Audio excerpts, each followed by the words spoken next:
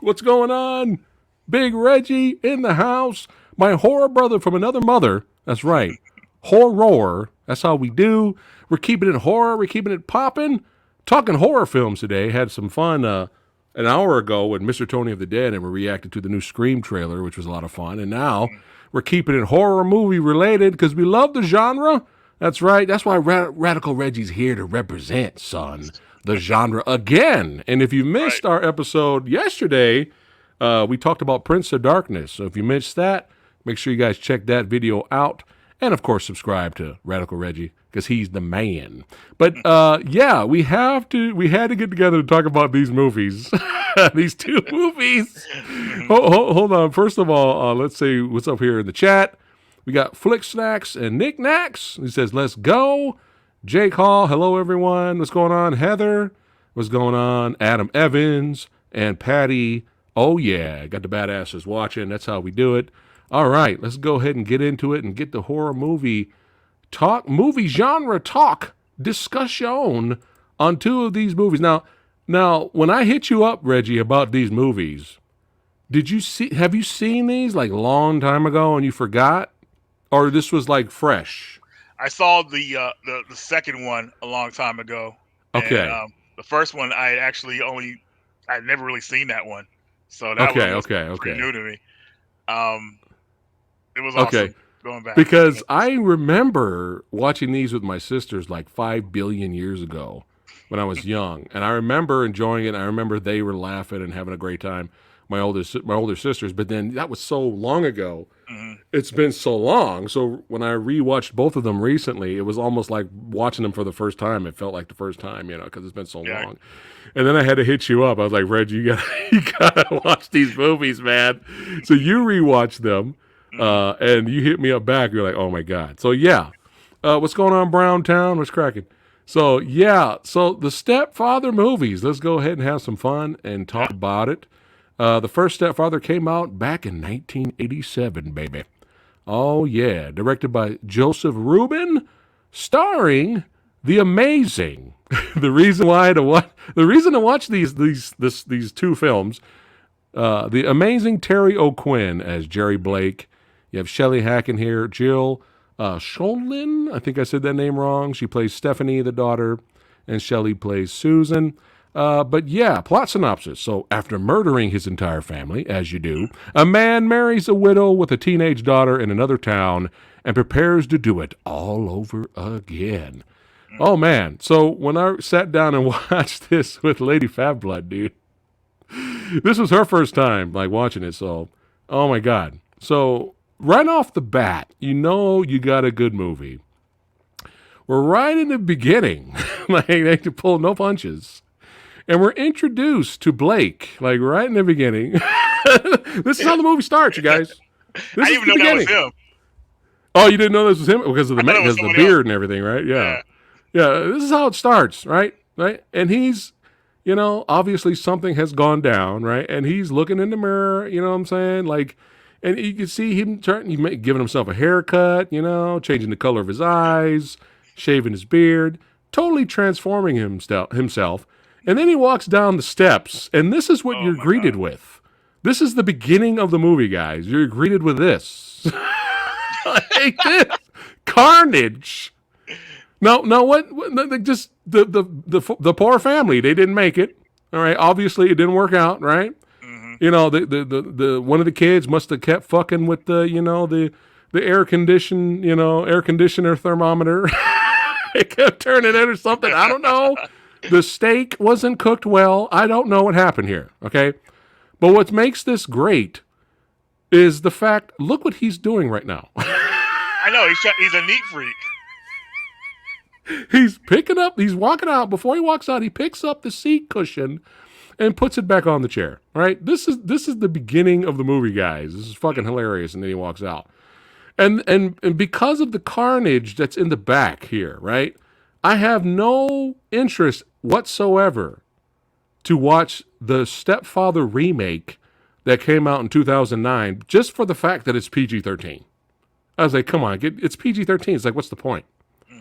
It's not like these movies are hugely gory or anything. Right. They're actually kind of tame compared to what me and Reggie are used to. But there's still some good slasher stuff in here. But still, it's like you can't come on PG-13, get the fuck out of here, man. So like I don't know. It would have to be up to the Movie Dojo Army to be like Samurai Guy. It's actually really good to check it out, and I'd be like, yeah, we'll see. But yeah, that's the beginning, guys. That's the beginning of the movie. So let's keep it rocking and rolling. So what is it like a year later? Of course, he changes everything, his whole look and way of life, and he's actually becomes a real estate agent here, Mm-hmm. a very successful one. Yeah. So, what makes these movies work? We're talking about the first one first. What makes the first movie? Well, they both work for us, but what makes this character of Blake in this movie work, Reggie? I think his ability to like adapt to situations, to like this new stuff, like he's able to adapt like easily. As long as Yeah, things are going smoothly, he's happy and he's doing his thing pretty much. yeah, He's the master of disguise, as you would say. yes. So Until he fucks up once in a while. I mean, like everything's going so good, especially with both movies. mhm, Everything's going so good, and he has to like screw himself over somehow with a little exactly. mistake. But yeah, no, that's a great point you made there. But like, yeah, for me, it's Terry. It's Terry, man, Yeah. Oh playing yeah. these. His He his made, character. yeah. If anyone else, bland or generic, tried to play Blake, Hmm. this movie wouldn't have worked. Both of these movies wouldn't have worked. I think Terry is the reason to watch because he's just so likable. Right. he, he's just the sweetest, most trustworthy, romantic. Like, I mean, this guy had like we going to the barbecue, Reggie. Hmm. Blake invited us over. We going to the barbecue. Okay, he wants to sell us a house, Reggie. We gonna buy it, Yep. right? I mean, it's just that character. He's just so good until he doesn't want to be good anymore. Right. And you have these moments in this movie where he's just really just like he turns it on. You could see as much as he tries to hide it, and he does such a great job. You And know, that's pretty much his downfall too, because he likes want everything to be so perfect, but when something's not perfect, he flips out yeah, overly so, and then yeah, that makes the people around him look at him like, "Hey, where did that come from? What's wrong with him?" That's like out of yeah, character. And yeah. And even with this lovely photo here, you could tell the daughter on the left is not having it, like because her father passed away. Mhm. And of course, Terry's like, "Ooh, here's my opportunity to sneak in here," and he gets in good with the wife, and becomes the stepfather, the stepdaddy, and then she's just it's too soon. She's still grieving her dad. She doesn't really trust Terry, which brings up some very awkward moments throughout the That picture. like, like some very awkward moments throughout the movie. It's just like he's just like because she wants to get away. At some point, she's even like maybe I should just go to boarding school because she just Right. wants to get out of the house and get away from him. And he switches like he's just like, what did he say? He's like, why do you want to leave? And Yeah, he's all like, he's shocked he's by it, yeah, when the child is gone, it's not a family anymore. That was his response. which was a weird response. He's oh man, but once everything's going good, right? He's gotten Mhm. the barbecue with the people in the neighborhood. They all love him. Everything's going great, and then when things are starting to bother him, Oh man, basically look, word gets out that because of the previous murder a year ago, word right, gets out that his family passed away, and the daughter starts to get suspicious because they never found the guy.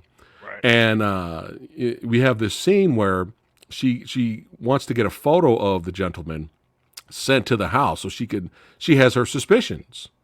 Of course, Blake's like, what the fuck, this bitch, and then he slips in a different photo and then gives it to her. You know what I mean? So it's Right. like, he's trying to cover his tracks here. Hmm. But the scene that got me though was when he starts to get frustrated because of the daughter because she's just not having it.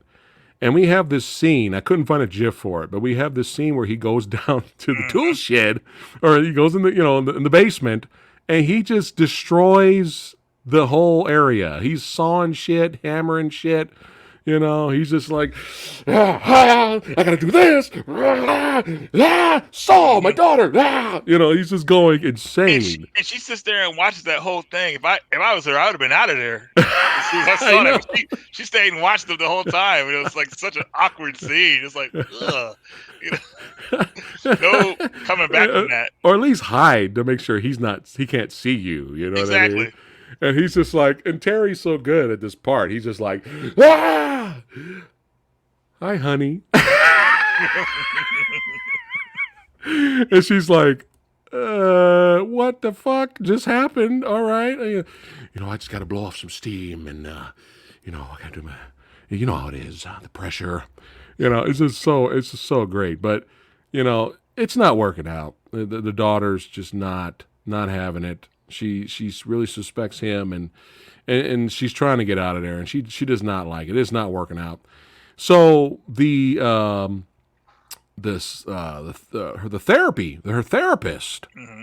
I don't know, man, was there something a little extra going on there between the therapist and her? I mean, you have that No, one you have that one no, scene where she's like, I heard that you're taking my sessions but for half price. Why is that? And I was like, what the hell is happening? Like, is this guy a perv or I I don't know. I'm trying to remember. I think the therapist did that because he was suspicious about the stepfather, the enter. Okay. Maybe that was it. I could be totally wrong, but because I think that was the reason possibly because he wanted more information about him. I think that's why Probably. yeah, I think that's why they were talking about him during the sessions and stuff. At least I think they Or he were. thought she was hot, which is kind of creepy. But She we'll takes go like a we'll go with your point. We'll go with yours. okay. But that was a little weird. I was like, yeah. But the therapist got out of line when he tried to pose as someone trying to buy a house. Yes, very This much is so. where he fucked up. Hmm. Yeah, he fucked up big time here, and he starts to poke at Terry. Blake. He starts to poke at Blake, and he even tells him, "You really are a cheerleader for the old traditional values, aren't you, Jerry?" Right? Wow. Really, he's poking the bear. He's poking the bear to the point where, you know, Jerry's like, he's like, He notices right away. yeah. He's like, so are you here to buy a house? Or are you here to find out about more about me? You know what I mean? He overstays his bounds, and then he catches him in a lie because he says that, oh yeah, my wife, and he's like, wait a minute, you're not married. He's like, hold on a sec, go stand over there for a second. I'll be right back. And then all of a sudden, he beat the shit out of. He went to town at this guy. He went to town, hacksaw Jim Duggan, son. Okay, like it was not a good day. Not a good day. You pissed off Blake, man. What the fuck are you doing, man? The guy's not stupid. Mm-mm. Yeah. So yeah, that didn't work out. And then we have this side plot with the previous family that he took out. The brother of the sister that he was married to is on his investigation. Like he's trying to figure out what's going on. How come no one's found this guy yet? So he's searching the neighborhood, doing his investigation process, which hilariously goes nowhere later, which we'll get to. But yeah, before we get to towards the end and we get to the climax here, what were some of the things you liked about the movie and you didn't like? And you're like, okay, they could have did that better. I didn't like the false sense of hope that they wanted the brother to be like he was going to be a hero that saves everybody. Obviously, um, that was one of the worst parts ever. Um, but other than that, what I liked the most about the movie was the whole the acting on Terry's part was fantastic. That's the winner in my opinion. I didn't like the daughter being so suspicious over like everything. I thought that was too much a little bit. Like a lot of teenagers wouldn't be suspicious about how she was pretty much, but I mean, she didn't like him as soon as he showed up. Like when yeah, he was pretty much. when he was just a regular dude. There was no the tale of the murder from the newspaper hasn't even come out yet, and she was already like hating on Not this having them dude. Yeah, like bad and everything. yeah, So, um, yeah, I would say that was about it.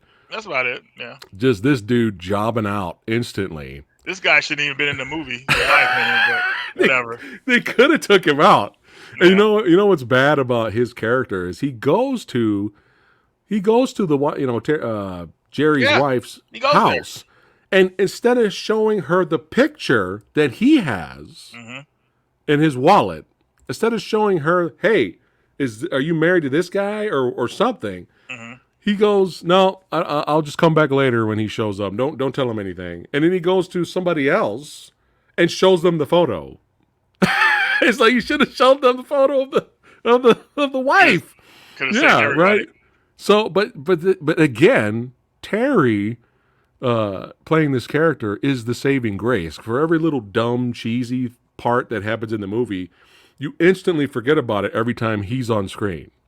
Like you just forget all about it, and then you're just enjoying the ride at this point. But yeah, let's go and get to the climax, man. Yeah. So at this point, he's like, you know what? I blew it with the daughter. There's no going back now.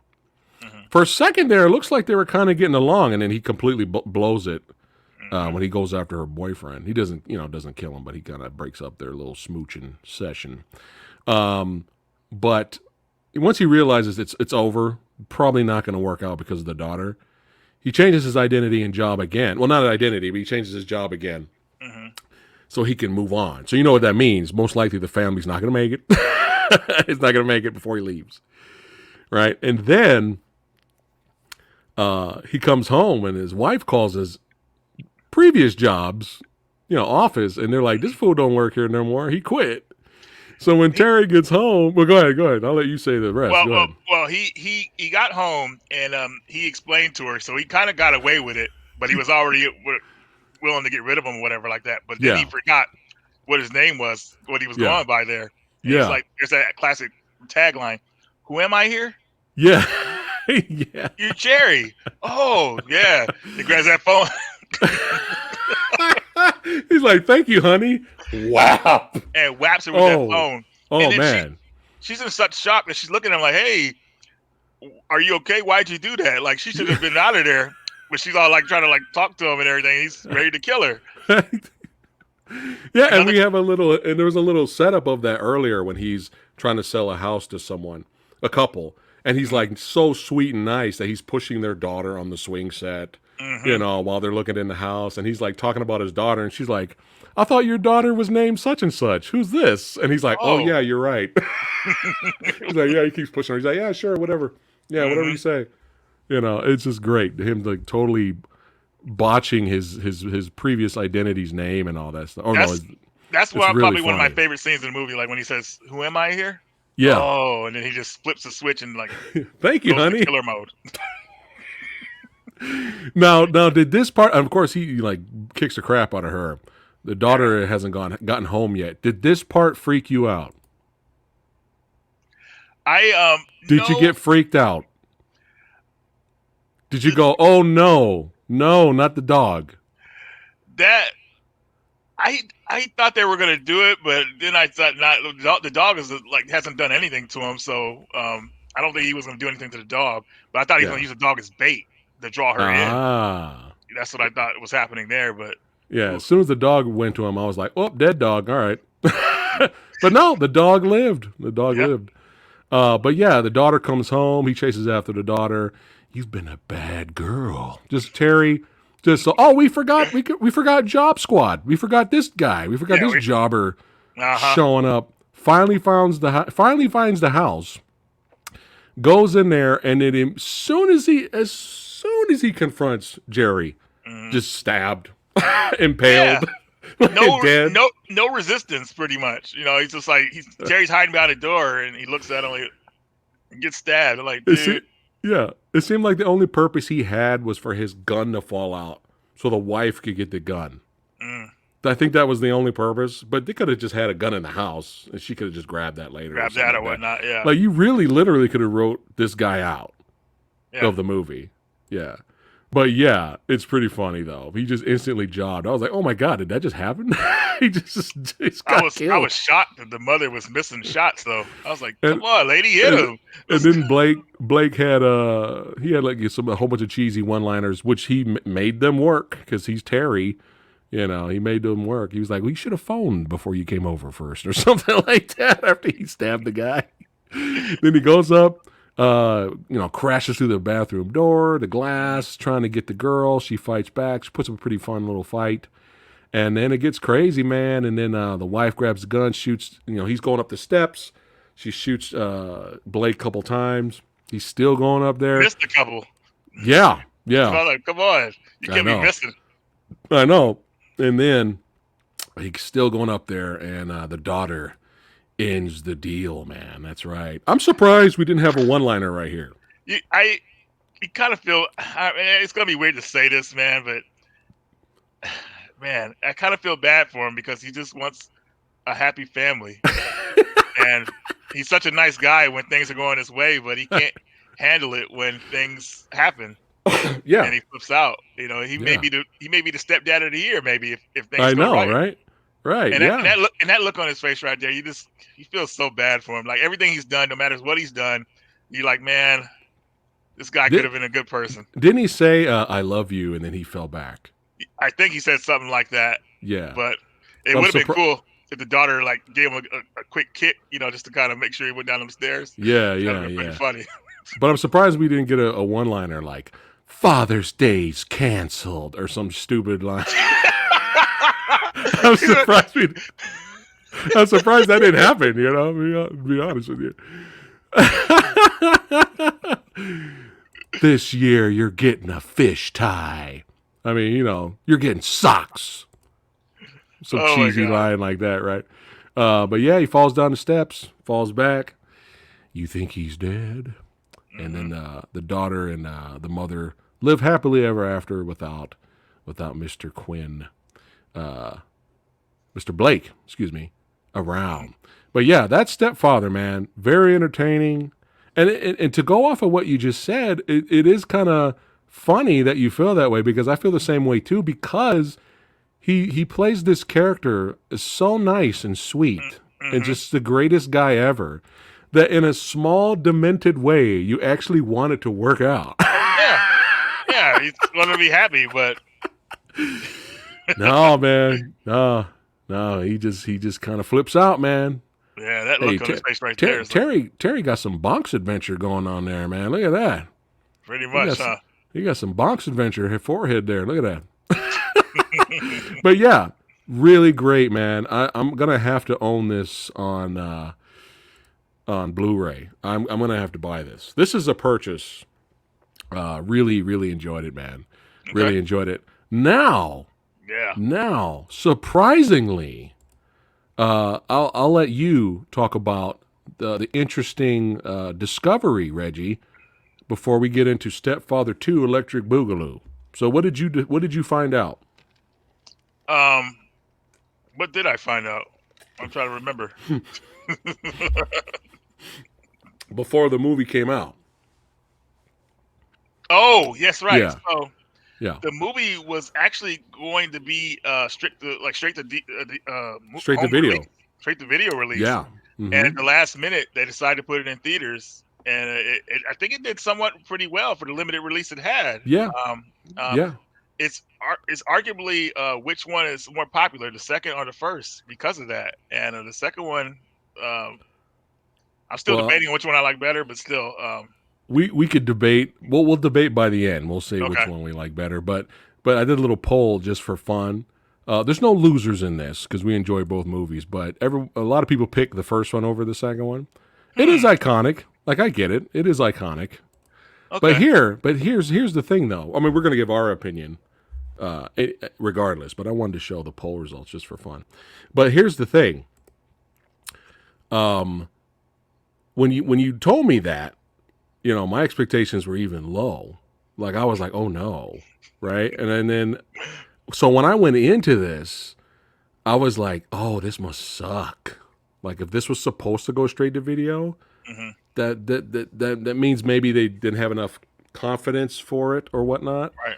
And obviously, the Well, the first one did produ- well, so you thought people yeah, might be able to have faith in this one.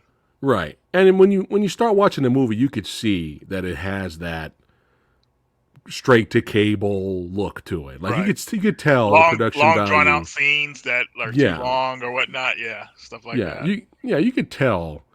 You could tell the But his, budget is cut. It's a it is. smaller budget movie. But his acting. However, Hmm. that did not, the smaller budget and the TV look did not deter it from us being entertained as hell with this one. So, Stepfather 2, Make Room for Daddy, came out in 1989, this time directed by Jeff Burr. That's right. And again, reprising his role, you have Terry O'Quinn in here as Blake. Also starring the lovely Meg Foster.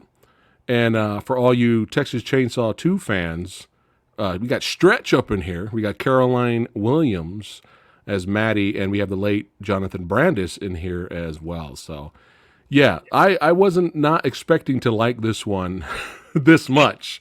But here's the quick plot synopsis. So, after escaping the insane asylum in which he was incarcerated, Jerry Blake impersonates a marriage counselor and manages to win over a patient who is Meg Foster and her young son.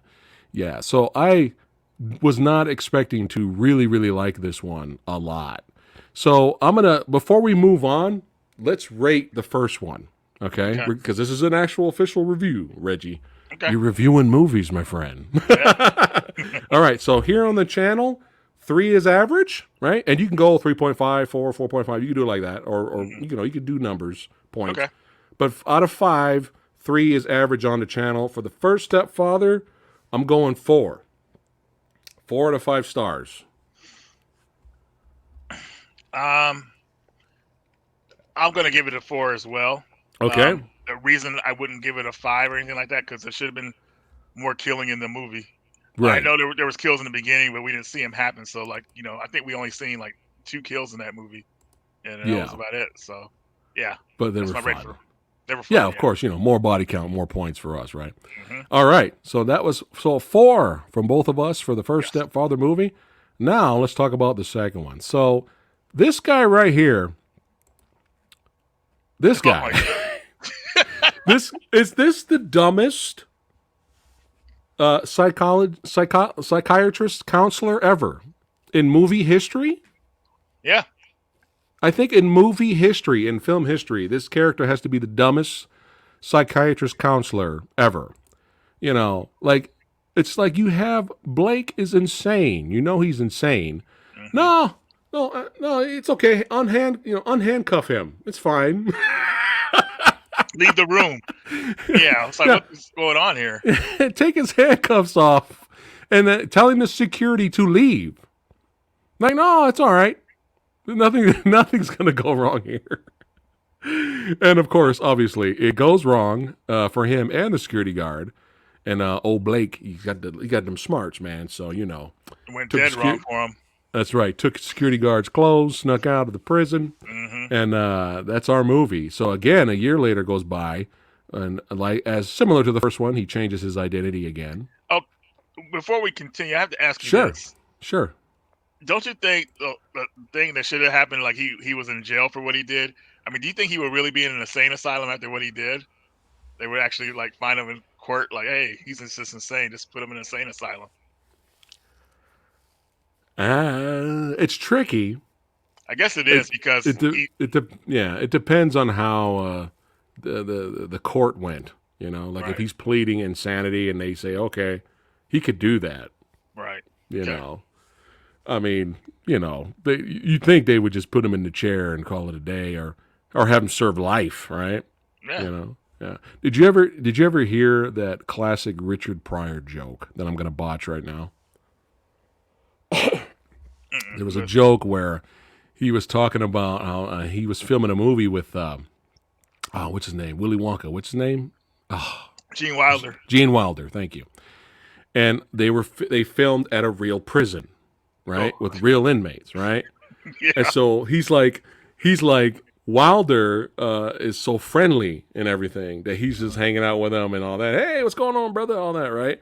And he's like, Gene, get over here. Like, what are you doing? Like, what are you doing, right? And he's like, don't be an idiot, okay? Just be careful, right? And then Richard Pryor looked down. He was like looking around, and he's like, he started to feel bad. He's like, you know what? I'm starting to feel sad. He's like, look at all my brothers in here, man. Like, this ain't right, man. This is depressing. He started getting emotional. Mm-hmm. So he said, "Fuck it, I'm actually gonna go up and talk to one of them." So he goes up to one of them in one of their cells. He's like, "Hey, what's going on, brother, man? How you doing, man?" And the guy goes, "Hey, man, I'm living every day, man, trying to make it and get to the next day, man." And Pryor goes, "If you don't mind me asking, why you here, man? What happened? You could talk to me." And the guy inside the jail cell goes, "Well, I killed my whole family." And Richard Pryor goes, "Why?" And he goes, "They was home."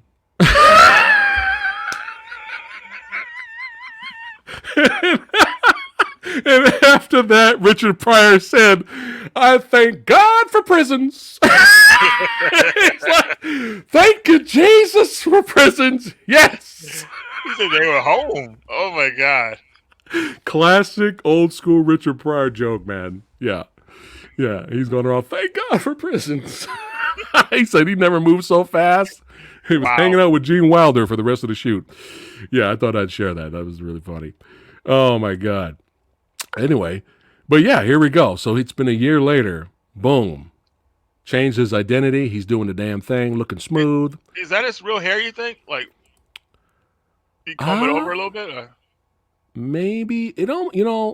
Huh. This is Locke from Lost, right? Mm-hmm. Which blew my mind. I know him from another movie. Blind Fury. Which one? Blind Fury with Rutger Hauer. That's right. He was in that. That's another great movie. That's a great movie. Mm-hmm. And we just reviewed Silver Bullet not too long ago. He played the sheriff in Silver Bullet. But yeah, I mean, he seemed like he shaved his head pretty early here. I mean, I don't know. It looks like he's kind of that Bonk's adventure's creeping out, man. I don't know. I think he had to do a little something, get going there with the ladies. Speaking of the ladies, oh my God, you have to talk about this scene. This scene in the movie is one of the funniest scenes ever. Go ahead and talk about it. So back in the 80s, early 90s, they used to do these video services of how you would date people. So you would look at a videotape and pretty much decide if that person was someone you would go on a date with. And as Terry's character is looking at these women, one of them is so horrible. I mean, you got his expression watching these videos. It's like so funny. I mean, one of them he looks at, he just turns. The other one he's just utterly disgusted, and one of the girls doesn't even talk. She just like looks around and whatever like that. And he's like, he's about to turn away, then he stops. He looks, and he just turns again. It's so funny. That's one of the coolest parts of the movie. It's so funny, dude. It really is. It's like the first lady's like, well, what I want in a guy is, I'm all considered about his, this depends on what he's got in his trust fund and what kind of car he drives. And he's just like, this is his look. Like, he's just like, what the fuck is wrong with these women? Yeah. It's so funny. And like you said, the last one, he's like completely clueless, like where she's at or what she's doing. She doesn't even talk. She's just like looking around and he's like confused and like, what? Like, what's going on? He's like looking at the remote, like, should I turn it? Like, what is happening? When you're creeping out the stepfather, that's fucking hilarious, man. Like, that's really funny. Oh man. But he has his sights on a new family. That's right. He comes across Meg Foster here and their son. That's right. Look at that skateboard. Look at that. Wow. That's 80s colors right there, man. But yeah, they're the new target. And he does very well in this one. It doesn't take him long to get with Meg or charm Meg, Meg's character. And even bonding with Jonathan, Jonathan Brandis' character here. They actually start bonding. And he even teaches him the whistle that came back from the first movie. Which kind of like ends up being his downfall, but we'll get into that. Again. It's Yeah. like everything's going right, and Terry has to ruin it for himself. Hmm. But yeah, let me get the characters' names right. So Meg's Carol, and Jonathan's Todd. So you have Carol and Todd, and Maddie is the Hmm. friend. All right. But yeah, what I liked about this one is it's not just the same old. It's very similar, but it's not exactly the same as the first one. I like the fact that this time around, the kid likes him. Yeah. I like that. It's not just the same thing. Hmm. And, having a douchebag of a father who left them, that didn't, that kind of helped too. Like he's like, oh, Right. fuck this guy. I like this new dude hanging out. You know what I'm saying? Right. But what did you think of the scene where the marriage counselor scene where Blake's sitting down with all the other women and the It was so funny because he's so wholesome. He didn't understand what was going down and everything. And all the other women knew, but he didn't. He's like, "What do you mean?" That part oh was my great, god, dude. oh I my thought it was god, hilarious. like the oldest woman that was there was talking Hmm. about how when she do the thing, the husband doesn't like it unless she hums show tunes. Yeah. And then once she describes what the doing the thing is, and then you Hmm. see Blake's face is like, he's like, doesn't know how to react. No words. It's fucking hilarious. It is hilarious. And speaking of hilarious, I'm going to let you talk about this. So, douchebag husband comes back acting like he's king shit. Yeah. And of course, Blake's like, oh, no, no, no, no, no, partner. This is not going to happen. This ain't going to happen. So, So he he, invite, go ahead. so her ex husband came back, and pretty much was trying to like get back with her or whatnot. Mm-hmm. So him being an alpha, he sees like Terry's character and is trying to like look at him like, all right, there's no need for you to be around here or whatnot and Yeah. everything. So there's that tension there already or whatnot. Yeah. So what ends up happening is that since he's playing a psychiatrist, um, Meg Foster's character, which is Carol, wants her husband to go see him, uh, uh, Terry's character, to have a session with him, Yeah. and this session part ends up being something like crazy. Oh, yeah. Here we go. Boom. Yeah. Look at his face. Look at his face right before it hit. Oh my god. Yeah, it doesn't go well for Butch here. It doesn't it go well. it And does I not. think we got some classic one-liners too. I think there were some one-liners thrown in there. Hmm. But I'll get to this. I'll let you talk about the very next scene, man. So pretty much what happens is, well, I want to talk about one more scene before I go into Go that ahead. one. He gets a call from Carol while what's his name here? While Phil's body is there, and hey, can you have him call me as soon as you're done? He said, Yeah. yeah, no problem. And then he looks at his dead body and says, hey, Carol wants you to call her. Like, so it's like this guy's dead. He's talking to him like he's still alive and everything like that. So pretty much what he does, he takes Phil's car, goes back to the hotel he's staying at because he's just in a hotel staying. He, Oh. he he cleans up the hotel like he left. Phil's body is in the trunk. He takes his car to a junkyard and starts crashing it around, getting it all junked up. And then he's talking to the Phil in the back, like, "Hey, hang on, Phil! Whoa, bumpy ride!" And then the car ends up breaking down because he's crashing it and everything. And he says, "Hey, you shit would have went with an American car." And it's like all these one-liner jokes, so funny, dude. And the music is playing at the time. It's like, dude, it's great. That's my favorite Oh scene in my. the movie. Oh my god, dude. This. Yeah. You're definitely right, man. I was rolling, bro. Like. Look at his face; he's so happy. This guy is in the truck. He's in the truck. He's just crashing his car. Oh my god, dude. I'm crying right now. Dude. My tears are coming out. And the crazy thing is, Oh shit. Phil had one of the most like probably horrible fates in the movie because not only was he killed, but his body was pretty much in the junkyard and it got crushed while it was Yeah. in the trunk. So, Yeah. and then during that scene where his body's getting crushed, he's telling Carol that hey, he left town. She said, "Do you think he'll ever come back?" He's like, "I don't think he'll ever come back again." And it shows his body being crushed in the freaking compactor. I'm like, wow, this guy. It's a brilliant scene. I love it. Oh my God. Ooh, man. Ooh, you had tears. You got tears coming out, Reggie. You got me Yeah, dying over here. So everything again going well, but we love Stretch, but the character of Maddie does the dumbest. What probably it's been one of the dumbest things I've seen in a horror yeah. slasher movie in a long time. Hmm. Now, with a lot of horror movies, you're going to get dumb characters, right? Oh, instead of going out the front door, they run up the stairs, right? Right. You're gonna get some. You're gonna get some dumb characters that make dumb decisions. But this has to be. This was a big one. This was pretty dumb. This has to be one of the dumbest things ever. So, she's post office. She's involved with delivering the mail. So she decides because she doesn't trust Blake because when she went over his house, she found the so-called notes that he was taking during her session, and she looked in there and there's nothing in there. There's nothing written down, and he catches her, right? Right. So ever since then, she's been very like, I don't know about this dude. So she just, she broke the law going through somebody else's mail. Hmm. But that's not what's dumb. What's dumb is, I mean, I don't advise that.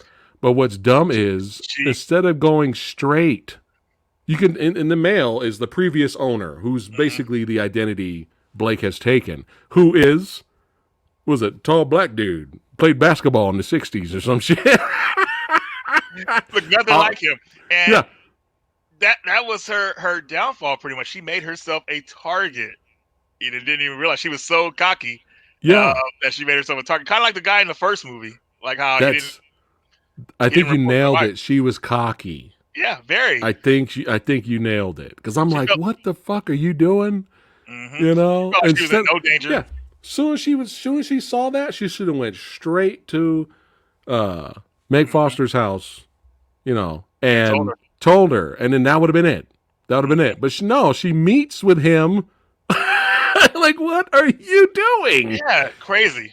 Yeah, and he goes, well, let me. He goes, you caught me, okay. I'll let. I keep calling her Meg Foster. I'll let Carol know. I'll let Carol know myself. Please, could you allow me to do that myself? You know. And charmed And her. yeah, he goes, give me until 5 o'clock, and then you can come over and we'll all hash it out. But let me tell her first. And I was just like, this, you are so dumb, you know. And you know what he ended up doing? He ended up going there and making love to her, which was actually a pretty good scene too. Meg Foster was pretty hot in that scene. I was like, wow. Hey, Evil Lynn, son. That's right, Evil So Lynn. They after he live. after he pretty much did that, he took care of business there. He says now it's time to take care of Carol. I mean, not But why Carol, was that a Maddie.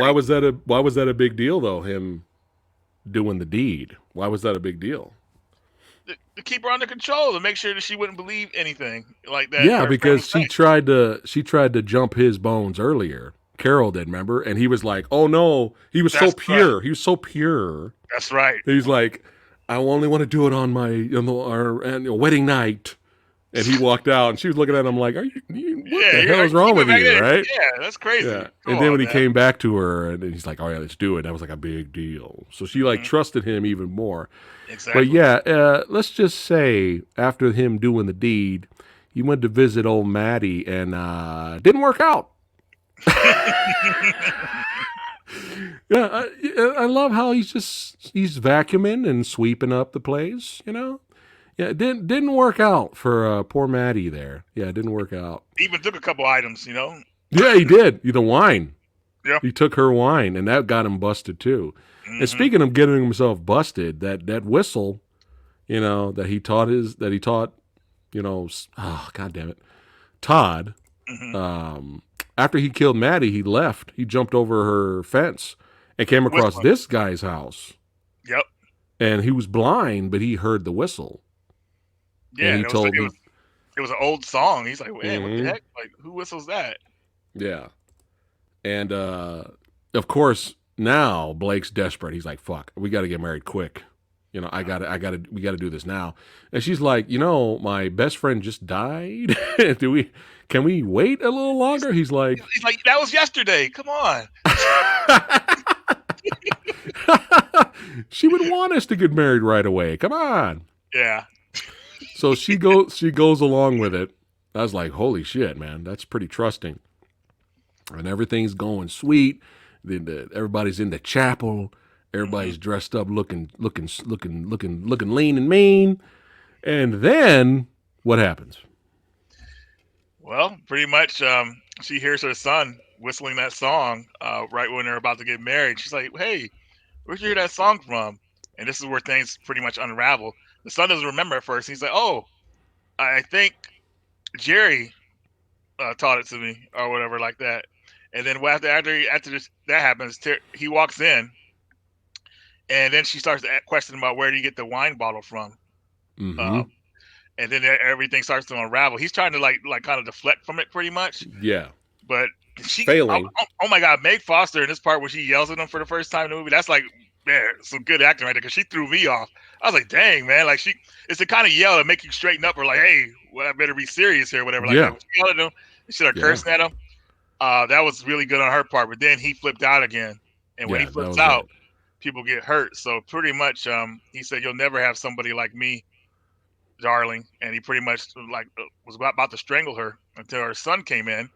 And he Yeah. flipped out on the son. He grabbed that bottle that he got from Maddie's house and like tried to whack the son with it and started chasing him. He Yeah. missed the kid. The way the scene looks when the kid ducks, it's like he ducked just in time where he got whacked with that bottle. And he starts chasing the kid, Todd, down the hall, locks him into Yeah. to a door, and then him and Carol get into like one of the most epic Dude. domestic violence fights I've Dude. ever It seen. was a fight. Yeah, they were fighting, dude. I was like, dude, They this is really upped insane. the ante compared to the first movie. They Yes. really upped the ante with the brutality and violence Hmm. compared to the first one. Yeah. Like this was no joke, bro. Like this was like you going down, and everyone in the chapel don't hear any of this because this is happening in the reception area Hmm. where the food and stuff is at. Like And nobody's in there. right. Yeah. So this was, dude. All I gotta say is props to the stunt woman. Props to the stunt woman, unless it was a stunt man in a wig. I don't know. But props to the stunt woman because, dude, there was parts where he like threw her through doors. Yeah. Like it was like, rah, bah, like it was Hmm. crazy. She stabbed the shit out of him. And You know. he's still talking about working things out while he's doing this. Like, hey, Yeah. it was so Dude, like, he was so far gone, man. It was oh like, dude, yeah, yeah, and of course, Todd, get the name right. Todd came out of that closet. He just got done watching Old Boy. He grabbed one of them hammers. He came out there. That's right, and pulled a Corey Feldman from Friday the 13th series. That's right, and just basically got the last final blow and it was funny because fucked him up. Jerry was like, "Hey, Slugger, you wouldn't hit me." It was so funny, though, how he was trying to like charm the kid not to hit him again. But he hit him again, and that Yeah, was pretty much it for him. But yeah, then after that happens, you get this sad scene where they leave, and he's next to the wedding cake and everything like that, and he's just so bummed out and sad, like he failed again, and you kind of feel bad for him again that it didn't work out. And I feel weird saying that, but you kind of want things to work out for him because he seems like such a nice guy. But we were fooled again. We were fooled yeah, again. yeah. And before that happens, though, Meg Foster and her son go into the chapel, and everybody sees them, and they're all shocked, and like that's a crazy scene as well.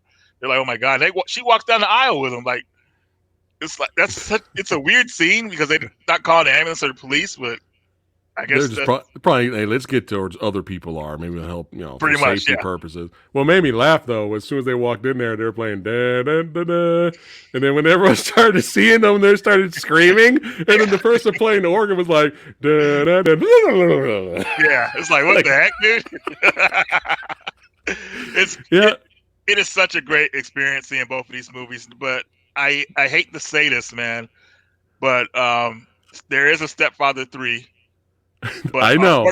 unfortunately, out of respect, we're not going to go into that one because No, it's not no. really worthy of being a part of the first two movies. I'll just say No. that. So And I read the plot synopsis and I was already done. I was like, no, no. yeah, It would have to be really good word of mouth. Like if the movie Dojo Army hits me up or people that are like the movies we like, like, hmm no, seriously, it doesn't have Terry in it, but it's hilarious or it's gory. It has to be one of those. But right, if it's run of the mill, we're gonna pass on that one, right. or we're not even gonna bother with the remake. You can't do this. You can't do this PG-13. Like, stop. Like, stop neutering our horror icons. And Oh, but yeah. I think they could have got Terry to go back and do the third movie if they offered more money. Probably. I think And he you know probably what? You know what? We'd be there. Yeah. If there were 5 of these, we'd watch it if he was playing Stepfather. We would actually start cheering him on. Maybe like, man, hopefully this will work out this time.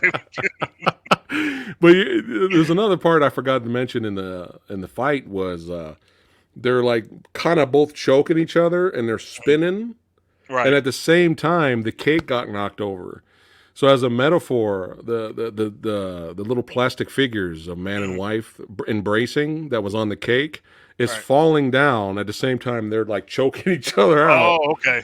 Yeah, which I was like, oh, look at that. We're getting a little bit of stylistic here with the fight. I wanted to ask you something. So the cover of the Stepfather Part 2 shows him with a knife in the birthday cake, and it shows Todd and Carol's character, but there's a girl on there as well. Yeah, if you look at the bottom there, see the cover art of our screen? There's a daughter there and a dog. Yeah, there's no daughter and dog in this. they cut it. They didn't make the budget, Figured they didn't either. They didn't make the budget. They'll make the poster. I think they'll make the poster before they do the movie, pretty much. So we have Adam here saying, "Don't even try with the remake." So there you go. Nice. Another, I think there was something. Oh, another a nice little moment with Blake when he's stabbed and he's dying. He reaches over and grabs the little plastic figure of them embracing, the bride and groom embracing, and he looks up and he goes, "Until death," and then he falls over. Yeah, and then it goes to. Also, I wanted to kind of say that she stabbed him right where he got stabbed in the first movie. If you noticed that part. Yeah, kind of like stabbed in the same spot. So, whoa. So, man. The way she stabbed him, though, I forgot he said, "Hey, let's work this out." And then she just, all of a sudden, you just see that knife going through him. He's like, "Ah!" It took a couple of hits to get him this time. It seemed like he jobbed a little easier. Yeah, he was fighting crazy. To make it work out. Yeah. But yeah, just pure slasher, thriller, horror entertainment. And of course, Terry kills it as the role as Blake. We will never forget this scene. Yes. Oh my God. And it's just, he's having so much fun. Let's go for a ride. Should have gotten American car. Should have got American. But yeah, you know what? I'm going to go against the grain here, man. And I'm going to review this. You know what? I love the first one, but I'm giving this, we gave the first one a 4. I'm giving this a 4.2. I'm going to give this one a 4.5. All right, fuck it. I change it. I'm going 4.5. I was gauging you. I don't know how high you were going to go. I was like, well, he may not go that high. 4.5, yeah. I just figured there should have been some more people he took care of, maybe some more kill scenes or whatever like that. And I also felt the junkyard scene should have been longer. Like the crashing part, it should have been a little bit longer than it was. It seemed like it was cut short. Maybe if there's a DVD out there and it's extended, that's a longer scene, hopefully. But right. That's about it, though. I would say I feel like this one's better than the first one because more kills are fun. It's just the first one has a bigger budget. It's probably a lot better, well made, but this one's just more entertaining. Right, and his acting came out more in this one too. I thought. Yeah, I really did. You kind of spent a little bit more time with him, not so much with the kid this time. I think that movie benefited that. His many faces, like being a psychiatrist. I mean, oh my God, dude! Like he's just writing nothing. He's just holding the tablet. Paper. Oh my God! Wow. But yeah, both of these are very entertaining. You know what would have made both of these movies 5-star caliber if it had this soundtrack. Do the step daddy, do the step daddy, do the step daddy, do the step daddy, do the step daddy. Johnny Witherspoon. I'm here all week, folks. I'm here all week. Samurai Guy, that's right. And of course, everybody watching right now is saying, what the fuck was that? That's a real song. That exists. If you want to listen to a hilariously bad song called Stepdaddy. I think the soundtrack's called 85 cents or something like that, right? Y'all Witherspoon, his album. Is it? It's called 83 cents or something like that, like 53 cents, something like that. I know he has an album out of him of rap and stuff. I thought that's what it was called. I mean, I thought that's what it cost to buy the album was 53 cents. Oh wow! Oh man, that's what you get. You come to Samurai Guy's channel, you get jokes for days, baby. Oh man, but yeah, look that up. You want to see something hilariously bad? You know what? Somebody out there should do a highlight video of both of these movies to this song. Do the step daddy, do the step daddy, do the step daddy, do the step daddy. Okay, the album is called 63 Cents. Okay, 63 cents. Oh, we went up. All right. It's on Apple Music. That's it. I've ruined it for you now. I've ruined these movies now for you, Reggie, because now you're just going to hear that song.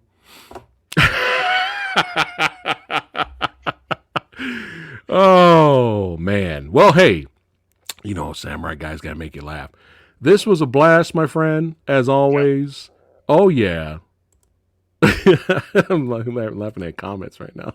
Everybody's busting up in comments right now. Hey, I succeeded. I succeeded. Oh, shit.